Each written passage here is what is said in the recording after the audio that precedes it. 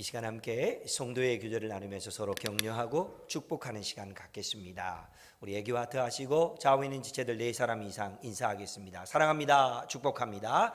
사랑합니다. 축복합니다. 사랑합니다. 축복합니다. 사랑합니다. 축복합니다. 사랑합니다. 축복합니다. 자비를 구하는 기도 2번 드립니다. 주여 나를 불쌍히 여기소서 2번 고백합니다. 주여 나를 불쌍히 여기소서. 한 번 더요. 주여 나를 불쌍히 여기소서. 아멘. 베푸신 은혜와 구원의 은총이 오늘 예배하는 저와 여러분들 가운데 함께 하시게 되기를 주의 이름으로 축복합니다. 참 올해는 여름이 되게 길게 느껴지네요. 그리고 거의 매주마다 한 주도 빠지지 않고 늘 비가 오거나 또 비가 예쁘고 잠잠하게 오는 경우도 있었지만 폭우로 쏟아붓는 그런 어려운 일들이 있었던 것이 우리를 힘들게 했던 여름 기간이었던 것 같습니다. 또 올여름은 코로나 바이러스가 한 4월 5월쯤으로 해서 정점을 찍고 더 이상 확산되지 않으리라 생각했는데 또 무더위와 함께 코로나 바이러스가 계속해서 확산되어져서 또 생활하는 것이나 또 활동하는 모든 부분에 어려움이 있었던 것을 기억합니다. 어제 오늘에 걸쳐서 교회에는 아동부 여름성경학교가 진행되고 있습니다만은 8월 첫 주에 하기로 했던 여름성경학교를 여러 가지 어려운 일들이 있다 보니 또 미루고 연장하고 해서 어제 오늘에 있었는데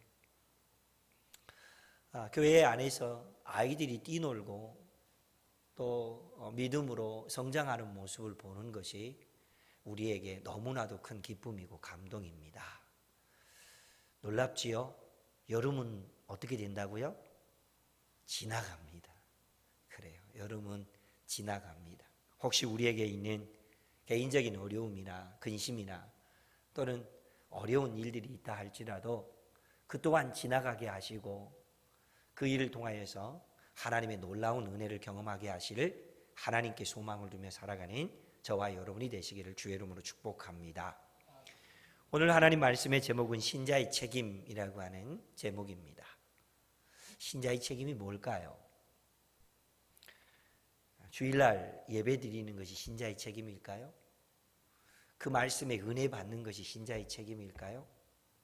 물론 그것이 신자의 책임은 아닌 것은 아니겠지만 성경을 통하여서 우리에게 말씀하시려고 하는 신자의 책임은 이것보다 훨씬 크고 훨씬 위대한 것이 되는 것을 우리가 믿습니다.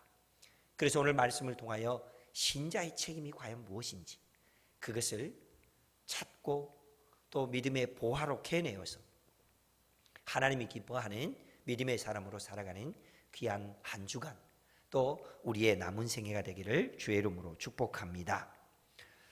성경에는 유다라고 이름이 불려지는 사람들이 참 많습니다. 가장 먼저 유다라고 이름이 불려진 사람은 창세기에 기록되어 있는 야곱의 아들들 중에 넷째 아들 그리고 레아가 낳은 넷째 아들의 이름이 유다입니다. 이 유다는 나중에 유다 지파의 조상이 되었을 뿐만 아니라 혈통적으로는 다윗과 예수님으로 이어지는 메시아 왕국의 왕권을 소유할 수 있는 영적인 맏아들 장자의 복을 받게 됩니다. 유다라고 하는 이 이름이 그렇게 귀한 이름이 되었던 것을 우리는 기억합니다. 신약 성경에도 유다라고 하는 이름이 많습니다. 그런데 그 중에 대표적인 사람 3사람을 소개합니다. 우리에게 아주 잘 친숙하게 불려지고 있는 이름 중에 한 사람 유다는 가롯 유다입니다. 잘 아는 대로 예수님을 대제사장들에게 팔아서 예수님에게 십자가 고난의 짐을 지게 하고 자신은 마음의 가책을 느껴 목매달아 자살하여 죽었던 사람이 12제자 중에 한 사람으로 가롯 유다가 있습니다. 12제자 중에 유다가 한 명 더 있습니다. 야고보의 아들 다데오로 알고 있는 이 다데오의 다른 이름이 유다입니다. 그래서 성경 안에 특별히 12제자들 중에 야고보가 둘이 있다고 보니까 한 사람은 야고보라고 기록되어 있고 다른 한 사람은 알페오의 아들 야고보라고 기록되어 있고, 유다가 둘이 있다고 보니까 이름을 좀 달리해서 한 사람은 다데오라고 기록하고 있고 한 사람은 가룟 유다라고 기록되어 있습니다.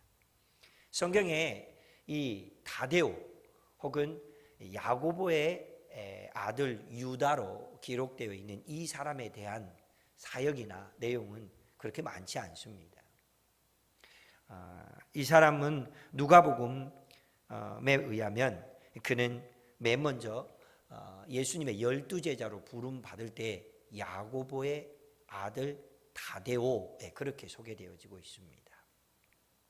그리고 사도행전에 보면 예수님께서 약속하신 성령을 너희가 입히울 때까지 예루살렘을 떠나지 말고 기도하라 하셨던 그 약속의 말씀을 붙들고 오순절 성령 강림 때에 기도했던 사람 중에 유다의 이름이 등장하는데 사도행전 1장 13절에는 야고보의 아들 유다가 거기 있어 그렇게 기록되어 있는, 이게 전부입니다. 창세기에 소개된 유다, 그리고 가룟 유다, 다데오라고 불리었던 유다가 있었지만 신약 성경에 또 한 명의 유다가 있었는데 그의 이름은 바로 예수님의 육신의 동생이자 야고보의 동생이었던 유다이자 오늘 우리가 읽었던 신약 성경 유다서를 기록한 성경 기자의 이름으로 유다가 등장합니다. 여러분, 성경에 이렇게 유다라고 불리는 이름들이 왜 그렇게 많을까요? 이름이 좋은 이름이니까요.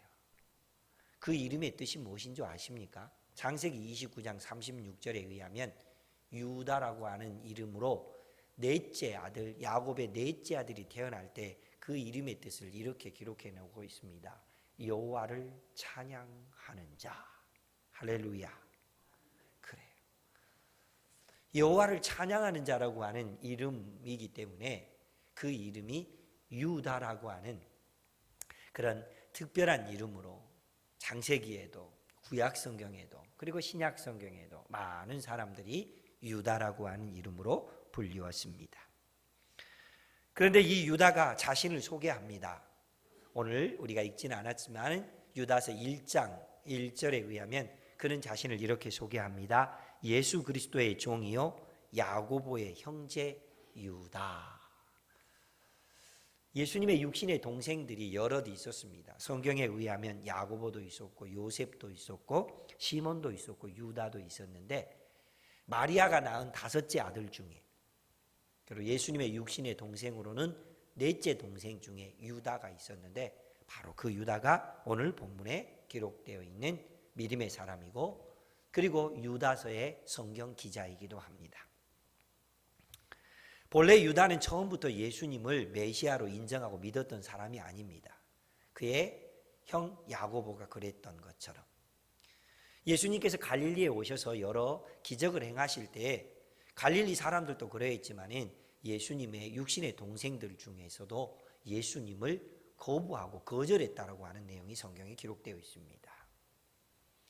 또 한편 예수님께서 갈릴리에서 기적을 행하시는 모습을 보고 예수님의 육신의 동생들이 예수님을 찾아와서 이렇게 약간 빈정대면서 그러면서 비꼬면서 하는 말이 형이 가지고 있는 능력을 가지고 유대 땅에 가서 능력을 행하고 기적을 행하십시오 라고 말하면서 약간 빈정대고 그리고 비꼬는 투에 그런 말을 했습니다. 그랬던 그가 어느 순간 예수님을 메시아와 구주로 믿기 시작했습니다. 언제 믿었을까요?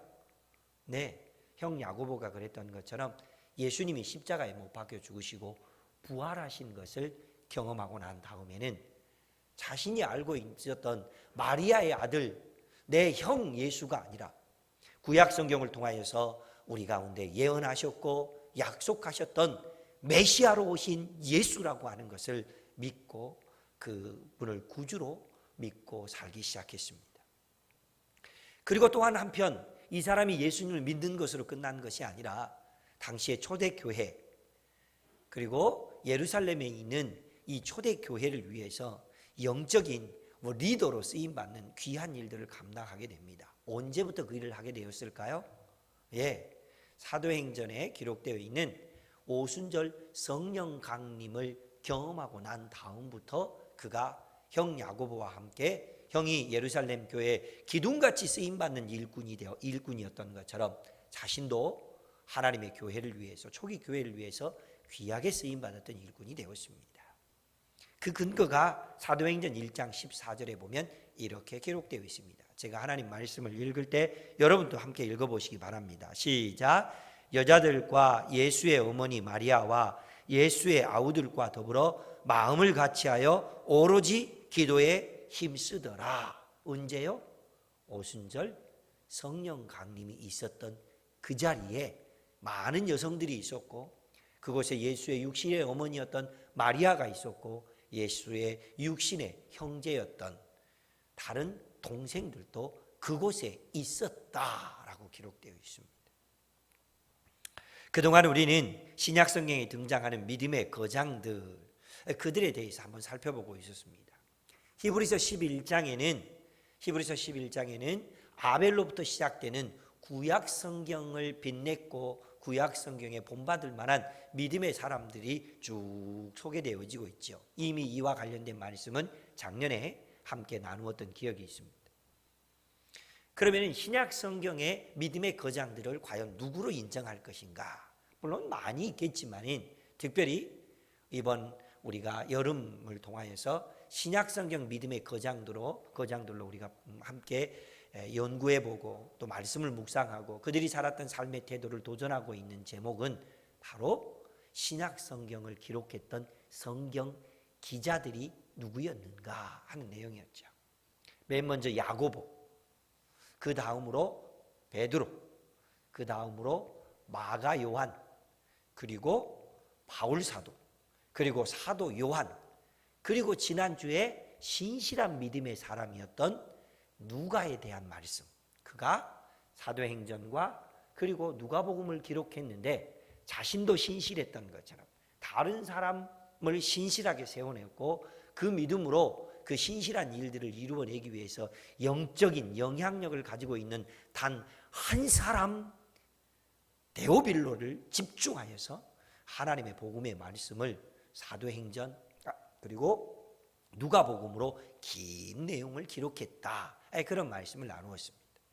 오늘은 그 7번째로 유다서의 기자인 유다와 관련된 말씀을 나누면서 유다가 붙들었던 믿음의 도리를 찾아보고 그것을 우리 각자의 믿음에 어떻게 적용할지를 한번 도전해보는 시간을 갖도록 하겠습니다. 말씀드렸던 것처럼 신자의 책임은 주일날 교회 가서 예배드리는 것, 또는 교회를 위해서 여러 직분을 맡아 충성하는 것, 또는 여러 사역을 하면서 은혜를 받는 것, 이것도 잘해야 됩니다. 그러나 오늘 믿음의 사람 유다를 통하여서 우리에게 말하고 있는 신자의 책임은 두 가지입니다. 그 두 가지가 과연 무엇인지를 찾아보면서 믿음으로 살았으면 좋겠습니다. 유다서는 짧은 내용이지만 예수님을 믿는 신자들을 위해 쓰여진 편지입니다. 신약 성경에는 굉장히 짧은 편지들이 유다서를 비롯해서 몇 권이 있는데 그 중에 한 권이 빌레몬서, 이것도 1장이면서 25절까지밖에 없습니다. 요한 2서는 13절까지, 요한 3서는 14절까지밖에 없는 굉장히 짧은 내용입니다. 그러나 이 짧은 내용이기 때문에 시덥지 않은 것이 아니라 더욱 중요한 것이 더욱더 핵심적인 내용이 들어있는 그런 말씀인 것처럼 유다서도 25절까지밖에 되지 않는 내용이지만 굉장히 중요한 내용이 담겨 있습니다. 그 중요한 내용은 무엇이었느냐? 다름이 아닌 교회를 어지럽히는 사람들을 대항하여서 어떻게 믿음을 지켜내며 싸워야 하는지 그 영적인 비밀을 알려주고 있는 내용입니다. 초기 교회에서부터 그랬던 것처럼 교회를 어지럽히는 대표적인 존재들이 다름 아닌 이단들이었습니다. 그리고 그 이단들을 다른 말로는 거짓 교사라고 표현되어 있고 사도 요한은 그들을 향하여서 적그리스도라고 그렇게 말하고 있기도 합니다. 그들이 교회 안에서 어떤 역할들을 했을까요? 우리가 읽지 않았지만은 앞부분에 보면은 세 가지 정도로 이 교회를 어지럽혔던 적그리스도와 이단상의 사상에 물들러 있던 사람들을 이렇게 소개하고 있습니다. 4절, 가만히 들어온 자. 누가 전도했거나 누가 사랑해서 교회로 인도받은 사람들이 아니라 몰래 슬그머니 들어와서 그래서 교회를 어지럽히는 사람들입니다. 두 번째로 8절, 꿈꾸는 이 사람들. 비전이 있고 약속의 말씀을 받고 너희 아비들은 꿈을 꾸리라라고 하는 이런 꿈이 아니라 기도할 때 약간 몽롱한 채 이렇게 정신 나간 사람들처럼 기도하는 사람들, 그들을 보고 유다는 꿈꾸는 자들이라 그렇게 기록하고 있습니다. 세 번째 15절, 경건하지 않는 자 이렇게 기록하고 있습니다. 그런데 이렇게 가만히 들어온 자, 꿈꾸는 이 사람들, 경건하지 않는 자, 이들이 이단이었고 이들이 경계의 대상이었고 이들이 거짓 교사였고 이들이 적그리스도였다면은 구체적으로 이들은 누구였냐는 얘기죠. 계속해서 지금 믿음의 거장들과 관련되어 있는 싸움의 대상, 교회를 어지럽히는 대상으로 제가 언급하고 있는 대상은 다름 아닌 영지주의자들이었습니다. 다시 반복합니다. 이들은 예수님이 육신으로 이 땅에 태어나신 성육신을 믿지 않습니다. 이들은 예수님이 십자가에 못 박혀 죽으시면서 보혈을 흘리시며 고통 중에 죽으셨던 것을 믿지 않습니다. 왜요? 육신과 물질적인 것은 악하다고 생각했기 때문에 이 영주주의자들은 육신을 입고 오신 예수 그리스도, 육신을 입고 하나님의 어린 양이 되어서 십자가에 못 박히시면서 보혈을 흘리면서 고통 중에 죽으시면서 하나님의 어린 양이 되어서 십자가의 죽으심으로 우리의 구원을 완성시키셨던 그 사실을 믿지 않는 자들입니다. 생각해 보십시다. 예수님이 육신을 입고 이 땅에 우리 가운데 오시지 않았고 영으로만 우리 가운데 오셔서 십자가에 못 박혀 죽으시면서 한 개도 안 아픈데 아픈 척하면서 연극하듯이 쇼했다. 그러면 그 구원이 우리에게 참된 구원이 될 수 있습니까? 천만의 말씀입니다. 그래서 영지주의자들의 가르침은 잘못된 것들이었습니다. 그래서 유다는 그 영지주의자들을 경계하면서 믿음을 지키라고 당부하면서 먼저 자신이 단단히 붙들고 있는 것이 있었습니다. 유다서는 짧은 내용이기 때문에 25절까지밖에 안 된 내용 속에서 유다가 믿음의 거장으로서 성경을 기록하는 기자로서 하나님 앞에서 단단히 붙들고 있었던 그 믿음의 도리는 뭐였다고 생각하십니까? 그것은 바로 오늘 본문 17절 말씀에 기록되어 있습니다. 우리 17절 말씀을 다시 한 목소리로 다 같이 읽습니다. 시작. 우리 주 예수 그리스도의 사도들이 미리 한 말을 기억하라. 아멘. 그렇습니다.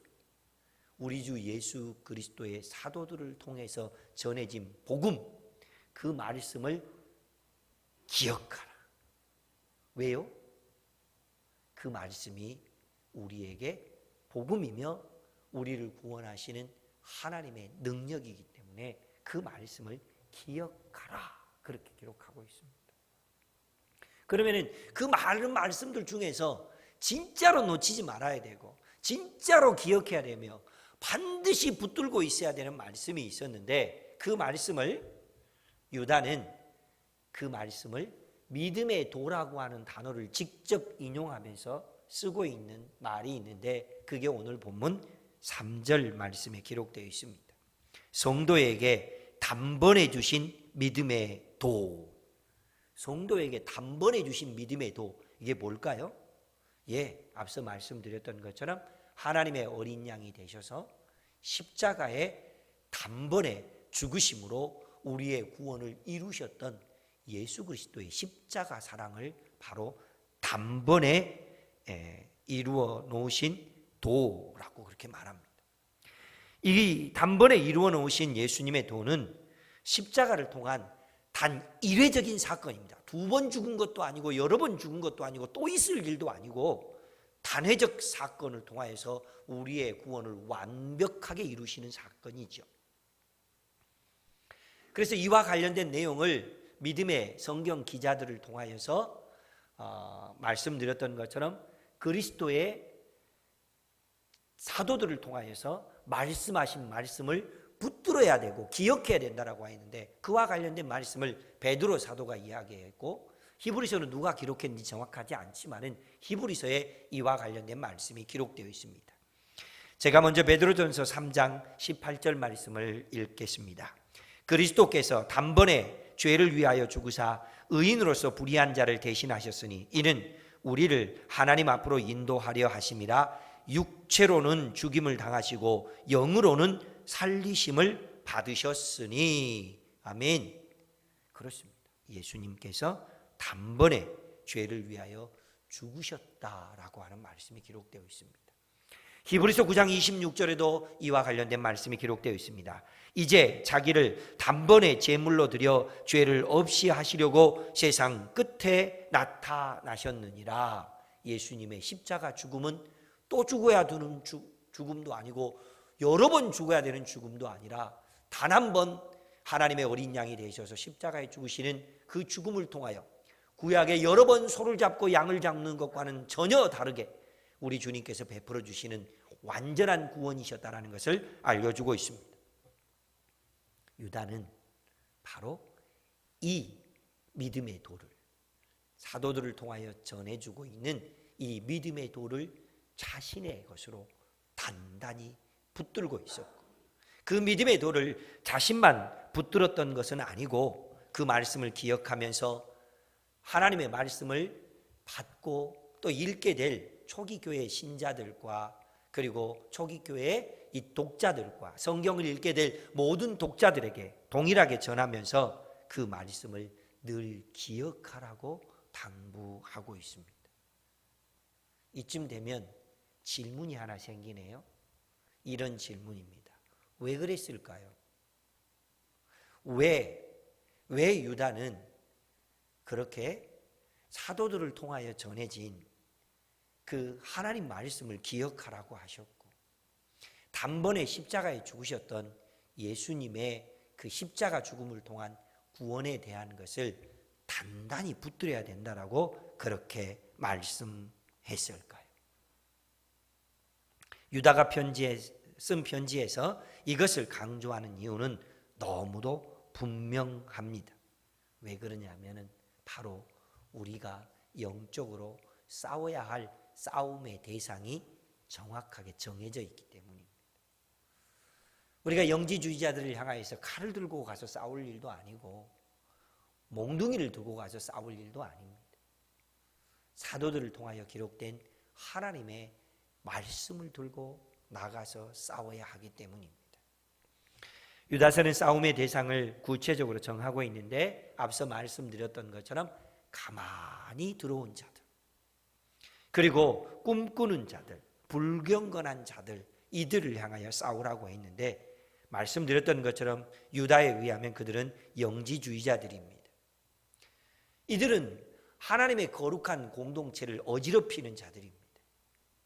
그와 관련해서 오늘 본문 말씀에 보면은 우리 앞쪽에 보면은 가인의 길을 걸었던 사람들, 발람의 길을 걸었던 사람들, 고라의 길을 걸었던 사람들이 있다, 그렇게 말하고 있습니다. 가인의 길을 걸었던 사람, 가인은 어떤 사람이었죠? 경건하지 않는 모습으로 하나님 앞에 예배하였기 때문에 하나님이 받지 않았던 사람. 발람은 어떤 사람이었습니까? 하나님의 예언자였음에도 불구하고 싹을 받고 거짓 예언을 했던 사람. 고라의 자손들은 어떤 사람들이었습니까? 하나님이 세우신 영적인 리더인 모세와 아론을 대적하고 반역했던 사람들입니다. 결과는 다 어떻게 됐습니까? 가인의 길을 걸었던 사람, 발람의 길을 걸었던 사람, 고라의 자손의 길을 걸었던 사람들은 모두 다 구약에서 심판의 대상이 되었던 사람들입니다. 그렇다면 유다는 이 사람들, 가인의 길을 걸었던 사람, 혹은 발람의 길을 걸었던 사람, 고라의 길을 걸었던 사람, 그러면서 영지주의자들처럼 잘못된 길을 걸어갔던 사람들을 향하여 총평을 하고 있습니다. 오늘 본문 19절에 그렇게 기록되어 있습니다. 하나님 말씀을 한 목소리를 같이 읽습니다. 이 사람들은 분열을 일으키는 자며 육에 속한 자며 성령이 없는 자니라. 그렇습니다. 이들은 분열을 일으키는 자였습니다. 이전에 우리가 읽었던 개역 성경에는 이렇게 기록되어 있습니다. 당짓는 자들이다. 그렇게 기록되어 있습니다. 네 편, 내 편을 갈라서 싸우고 교회 안에 분쟁을 일으켰던 자들이다라는 뜻이죠. 두 번째로는 육에 속한 자입니다. 그리스도인은 육신을 입고 사는 것이 마땅하지만은 그렇지만은 영적인 일을 도모해야 되는 것이 그리스도인인데 이들은 육에 속한 자였습니다. 그리고 무엇보다도 유다에 의하면 이 영지주의자들은 다름 아닌 성령이 없는 자들입니다. 앞서 우리가 살펴보았던 것처럼 초대교회가 시작할 때에도 믿음의 사람들이 하나님의 영광을 이루어드리는 일들을 위해서 영적인 거장으로 쓰임받거나 성경을 기록하는 기자들로 쓰임받게 되는 가장 분명한 삶의 체험과 경험이 있었죠. 뭐였습니까? 오순절 성령 강림. 그런데 이 영지주의자들에게는 뭐가 없었다고요? 성령이 없는 사람들입니다. 이런 자들이 하나님의 교회에 들어와서 뭘 했을까요? 하나님이 싫어한 일을 했습니다. 교회가 경계해야 될 일들을 은연중에 만들어냈습니다. 성도들이 힘들어할 만한 일들을 만들어내서 그들이 구원의 은총을 누리지 못하도록 하는 일들을 했습니다. 어떻게 해야 합니까? 그래요. 현대에도 교회를 어지럽히는 이단들이 많지요. 영지주의자가 아니라 할지라도 그들 나름대로 교회를 분열시키고 교회를 혼란시키는 일을 합니다. 자신들이 믿는 교주나 혹은 자신들이 믿는 어떤 체계를 믿지 않으면은 기존에 있었던 교회들 다 마귀 자식이라고 말합니다. 그리고 자신들이 추수꾼이기 때문에 우리를 데려다가 구원시켜 주겠다고 말합니다. 이런 어처구니 없는 일에 속아 넘어가는 사람들이 있네요. 참 안타깝습니다. 저와 여러분들은 이제 하나님이 주시는 믿음의 능력을 마음속에 깊이 간직하면서 영지주의자뿐만 아니라 어떤 이단들로부터 부딪혀오는 도전이나 위협도 넉넉히 이겨낼 수 있는 하나님의 사람들이 되시기를 주의 이름으로 축복합니다. 그렇다면 영적인 대적자들을 상대로 한 신자들이 감당해야 될 책임이 있는데 그것은 앞서 말씀드렸던 것처럼 두 가지입니다. 다른 말로는 두 가지 영적 자세입니다. 그 첫 번째로는 안으로의 책임이고 그 두 번째로는 밖으로의 책임입니다. 자, 그러면 안으로의 책임은 뭘 의미하는 걸까요? 함께 읽어봅니다. 시작. 안으로 책임, 싸워야 하고 승리할 힘을 가져야 한다. 그와 관련된 말씀이 오늘 본문 20절과 21절에 기록되어 있습니다. 함께 읽어봅니다. 사랑하는 자들아, 너희는 너희의 지극히 거룩한 믿음 위에 자신을 세우며 성령으로 기도하며 하나님의 사랑 안에서 자신을 지키며 영생에 이르도록 우리 주 예수 그리스도의 긍휼을 기다리라. 유다는 신자가 개인적으로 영적 싸움에서 승리하는 방법, 자기 자신을 위한 영적인 자세를 가르쳐주고 있는데 그 방법은 바로 이것입니다. 거룩한 믿음 위에 자신을 세우라. 거룩한 믿음 위에다가 자신을 세워야 합니다. 그 구체적인 방법을 세 가지로 일러주었습니다. 첫 번째가 뭐였습니까? 성령으로 기도하라. 두 번째, 하나님 사랑 안에서 자신을 지키라. 세 번째, 영생에 이르도록 그리스도의 긍휼을 기다리라. 이상은 영적인 대적자들, 당시에 교회를 어지럽혔던 영지주의자들을 향하여서 개인적 차원에서 영적으로 무장돼야 되고 개인적 차원에서 신자로서 책임을 감당해야 될 분량입니다. 그래서 이 내용은 안으로의 책임입니다. 안으로의 책임이 있었으니까 밖으로의 책임도 있어야겠죠. 그럼 밖으로의 책임은 구체적으로 무엇일까요? 함께 읽어봅니다. 시작. 밖으로 책임, 타락한 영혼을 끌어내어야 한다. 밖으로의 책임은 나 아닌 다른 사람들을 하나님이 기뻐하는 구원의 길로 인도하는 것이 바로 밖으로의 책임입니다. 그런데 그들 중에서 누구인가? 그와 관련된 말씀이 22절과 23절에 기록되어 있습니다. 하나님 말씀을 성경에 함께 읽어봅니다. 22절 23절 시작. 어떤 의심하는 자들을 긍휼히 여기라. 또 어떤 자를 붙들어서 끌어내어 구원하라. 또 어떤 자를 그 육체로 더럽힌 옷까지도 미워하되 두려움으로 긍휼히 여기라. 유다는요, 이 어떤 불특정 다수를 어떤 자 또는 어떤 이라고 하는 표현으로 기록해 놓고 있습니다. 이 어떤 이들은 누구입니까? 첫 번째로는요, 이미 거짓 교리에 물들어 버린 사람들입니다. 두 번째로는요, 그 정도가 굉장히 심각한 사람들입니다. 세 번째로는요, 아예 부패해져 버린 사람들입니다. 모두 다 영지주의에 물들었거나 영지주의에 심각하게 빠져 있거나 영지주의에 완전히 소속되어 버린 사람들입니다. 어떻게 해야 되죠? 유다는 말합니다. 그들을 긍휼히 여기고 그들을 불 속에서 끌어내어 구원하라. 그렇게 말하고 있습니다. 그리스도인으로서 우리가 하나님의 교회를 섬기면서 꼭 기억해야 될 것은 주일마다 예배의 자리에 와서 예배드리고 은혜 받고 믿음으로 살아가는 것, 그것도 잘해야 하지만 안으로의 책임인 나 자신을 세워내는 일, 밖으로의 책임인 나 아닌 형제, 이웃, 그리고 믿음의 사람들을 다시 하나님으로 사람으로 세워내는 일, 이 일들을 잘 감당해내야 합니다. 신학자들에 의하면 유다서는 주후 80년을 전후해서 기록되었다고 합니다. 주후 80년이면 어떤 시기일까요? 예수님께서 생전에 사역을 하셨던 때, 그리고 십자가에 못 박혀 죽으시면서 부활하셨던 때, 그리고 성령 강림을 경험하셨던 때, 이게 AD 30년의 일이기 때문에 AD 80년이면 약 50년이 지났습니다. 그럼 고대 사회에서 약 50년이 지났다면 어떤 일이 벌어졌을까요? 예수님의 생전에 사역하셨던 모습들, 그 기적을 맛보았던 사람들, 예수님의 십자가 사건과 부활과 성령 강림을 경험했던 대부분의 사람들이 죽거나 순교당했습니다. 그런데 그 자리에 누가 있게 됩니까? 헬라 철학의 영향을 받은 똑똑한 영지주의자들이 그곳에 서게 됩니다. 그러면서 그들은 교회의 지도자가 되어져서 성경을 임의대로 해석하고 변질시키면서 하나님의 교회를 어지럽히는 일을 하고 있습니다. 자, 그때 당연히 자기 믿음을 지키는 일 결코 쉽지 않았을 것입니다. 그때 당연히 자신을 지키는 일도 쉽지 않았을 뿐만 아니라 거짓 교리에 빠져 있는 다른 사람을 불 속에서 끄집어내고 건져내어서 구원하는 일들은 결코 쉽지 않았을 것입니다.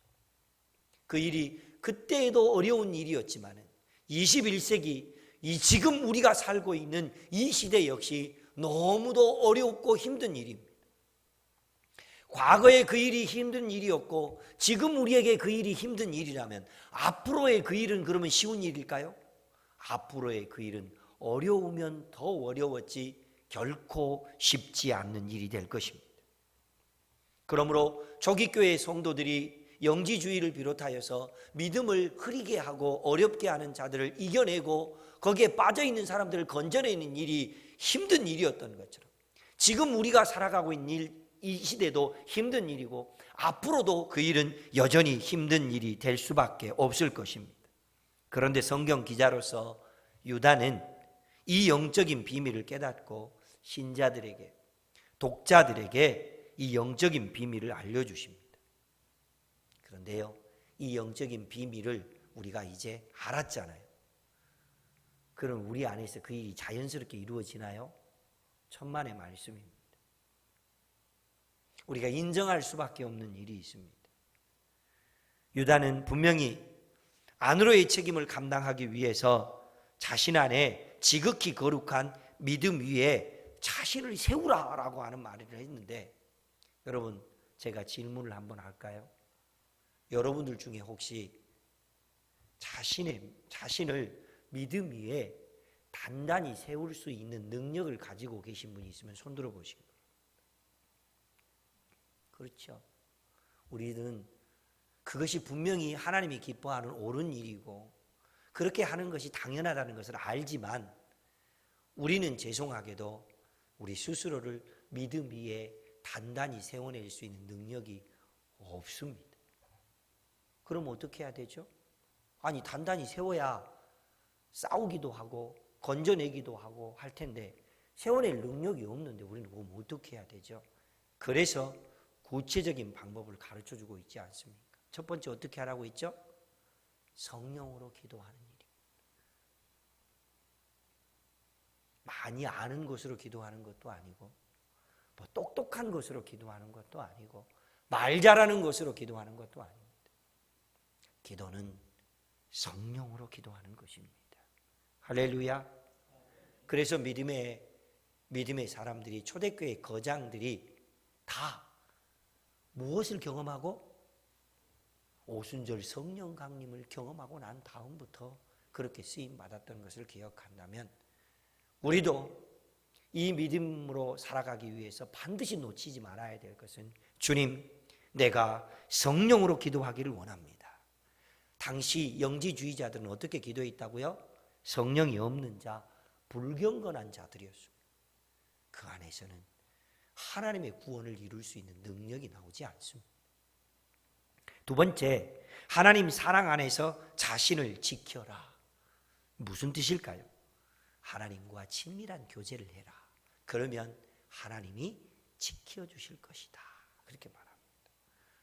여러분, 하나님 안에서의 교제 어떻게 하고 있습니까? 새벽을 깨워 기도하는 일, 주일 예배를 지키는 일, 소모임에 가서 함께 식사를 하며 교제하는 일, 이것이 모두 다 하나님 안에서, 하나님 사랑 안에서 자신을 지켜가는 일들입니다. 그렇게 될 때에 하나님께서는 우리를 보호해 주신다라고 약속하고 계십니다. 세 번째, 영생에 이르도록 그리스도의 긍휼을 기다리라. 나 예수님을 영접했고 나 믿음을 가졌으니까 하나님의 자녀가 되는 이 놀라운 복음의 은혜 안에 살고 있으니 나는 구원 얻었다. 그럼 끝입니까? 아니요. 구원은 긴 여정입니다. 예수님을 믿고 하나님의 자녀가 된 것으로 끝나는 것이 아니고 우리의 구원을 완성시켜 가실 그날까지 믿음을 지켜가야 되는 것입니다. 그러므로 영생에 이르도록 그리스도의 긍휼을 기다리라. 그래야만 구원이 완성될 것이다 라고 하는 것을 알려주고 있습니다. 그러므로 우리가 약속의 말씀을 받거나 또 믿음으로 하루를 시작할 때마다, 그래서 우리 교회에서는 늘 설교를 시작할 때, 하나님 말씀을 들을 때 맨 먼저 이렇게 기도하고 시작하지 않습니까? 주여, 나를 불쌍히 여겨주십시오. 무슨 뜻이죠? 주님의 긍휼이 필요합니다. 주님의 자비가 필요합니다. 이 내용입니다. 그러므로 우리는 성령으로 기도하고 하나님 사랑 안에서 자신을 지켜가며 영생에 이르도록 그리스도의 긍휼을 기다리는 이 믿음의 사람이 될 때에, 믿음의 사람 유다가 단단히 붙들고 있었던 그리스도의 사도들을 통하여 전해준 말씀, 단번에 십자가를 통하여 구원을 완성시켜 주셨던 그 능력을 품고 이단들을 경계하며 영지주의자들을 이겨내며 거짓 사도들과 그리고 적그리스도를 이겨가면서 안으로의 책임 자신을 세워가는 것과 밖으로의 책임 다른 사람을 믿음의 사람으로 세워내는 일들을 감당해냄으로 인하여서 하나님의 선하신 뜻을 이루어냈습니다. 제가 기도하면서 앞으로 내가 담임 목사가 되면 내가 어떤 교회를 세워내기 위해서 힘써야 할까? 여러 기도도 했고 많은 책도 읽었고 많은 믿음의 사람들의 경험도 습득했습니다. 그 중에서 제 마음을 가장 뛰게 했던 것은 바로 이 뒤에 있는 문구입니다. 교회는 세상의 유일한 희망이다. 그렇습니다. 우리가 믿음의 사람으로 무장되어지고 진리를 몰라서 방황하고 있는 자들, 진리를 알다가도 혹시 미혹되어져서 넘어지고 있는 영혼들, 진리를 쫓다가도 어떤 환경과 상황 때문에서 예배와 교회를 떠나 있는 사람들 어떻게 해야 되죠? 교회가 희망입니다. 그리스도께서 계신 이 교회가 희망입니다라고 믿음의 일들을 이루어내는 저와 여러분이 되시기를 주의 이름으로 축복합니다. 주신 약속의 말씀을 기억하면서 함께 기도할 기도 제목을 이렇게 정했습니다. 함께 읽습니다. 시작. 주님, 나를 거룩한 믿음 위에 세워주시고 이웃을 돌보고 세워낼 긍휼의 마음을 주옵소서. 이웃을 돌보고 세워낼 긍휼의 능력을 주옵소서. 이렇게 기도하는 귀한 믿음의 시간이 되었으면 좋겠습니다. 주의 이름을 한번 간절히 부르고 2분 정도 함께 기도합니다.